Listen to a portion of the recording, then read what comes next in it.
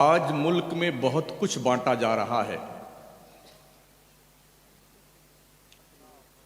बहुत कुछ बांटा जा रहा है। इस देश को ही बांटने के लिए हमें मोहब्बत बांटनी है कि ना हम देश को बंटने देंगे ना देश को कटने देंगे। हमें यह मैसेज देना है एज ए मुस्लिम कि हमने 800 साल तक इस देश की उलझी हुई जुल्फों को संवारा है। इतनी आसानी से इस देश पर ये जुल्म जबर के बादल हम मंडलाने नहीं देंगे। ये उसी वक्त मुमकिन होगा जब हम में से हर शख्स अज़्म बिल जज़्म करके उठे। इसके लिए आपको कोरेक्स की गोलियां छोड़नी पड़ेंगी और वो एमडी छोड़ना पड़ेगा, गर्द छोड़नी पड़ेगी, जुए और सट्टों के अड्डों को छोड़ना पड़ेगा, अय्याशी और बेहयाई के राह पर बंद बांधना होगा, आवारा निगाहों को शरीयत की लगाम देनी होगी, पैरों को पाबंदे सलासिल करके इसे खुदा के घर की तरफ चलने के लिए मजबूर करना होगा और दिल की दुनिया को इतना पाक साफ शफ़ाफ बनाना होगा जिसमें अल्लाह और उसके रसूल जल्ला व अला व सल्लल्लाहु तआला अलैहि वसल्लम के नूर के जलवों की बहारें मुजज़्ज़न हों। कोशिश कीजिए और ये बात बिल्कुल रोज़े रोशन की तरह वाज़े है। मुश्किलें नेस्त के आसा न शवत, मर्द बायत के हिरासा न शवत। दुनिया में कोई भी ऐसी मुश्किल नहीं है जिसे आसान न बनाया जा सके। हाँ, बस ये है कि आदमी को परेशान नहीं होना चाहिए। कुछ रास्ते ढूंढने होंगे, हमें तरीका ढूंढना होगा और उसके लिए सबसे बेहतरीन पैटर्न ये है कि हमारे पैगंबर सल्लल्लाहु अलैहि वसल्लम ने जो इस्लाम का पाकीज़ा उसूल हमें अता फरमाया है, हमें फिर पलट करके उसी नहज पर काम करने की ज़रूरत है।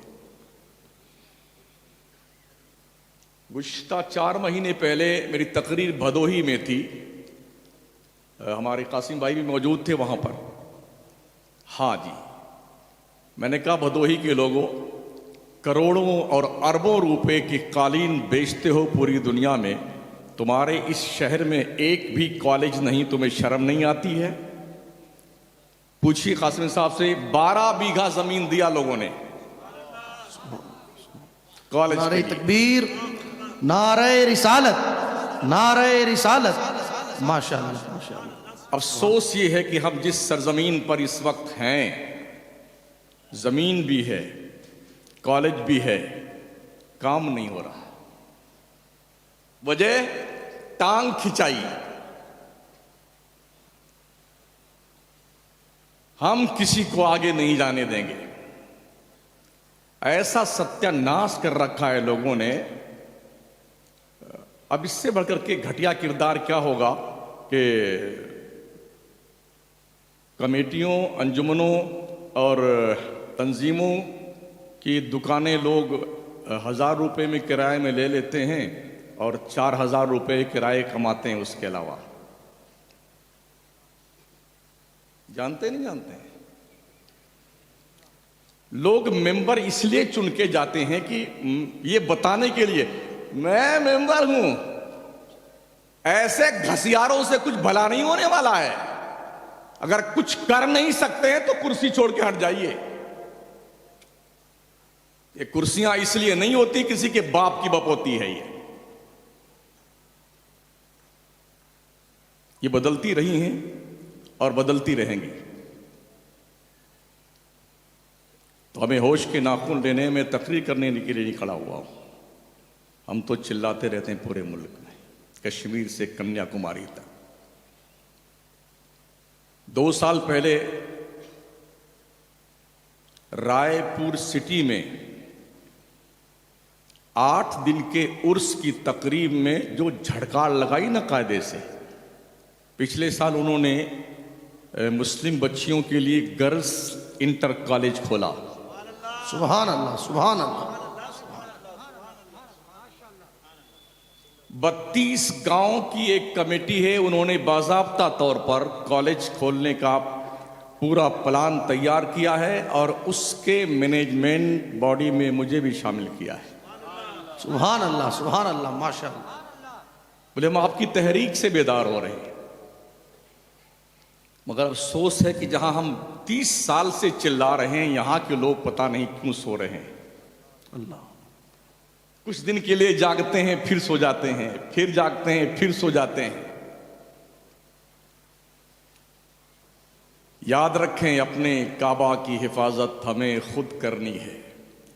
अब अबाबीलों का लश्कर नहीं आने वाला। इस इंतजार में मत रहें कि जिस तरह बदर के मैदान में जिब्रील 1000 का लश्कर लेके आए थे मुसलमानों की मदद करने के लिए, तो आपकी मदद आज भी होगी। वो 313 थे तो मदद आई थी। आज हम 2.25 अरब की तादाद में दुनिया के नक्शे पे हैं। दुनिया का हर 5वां शख्स मुसलमान है। हमें भी तो कुछ जिम्मेदारी महसूस करनी होगी।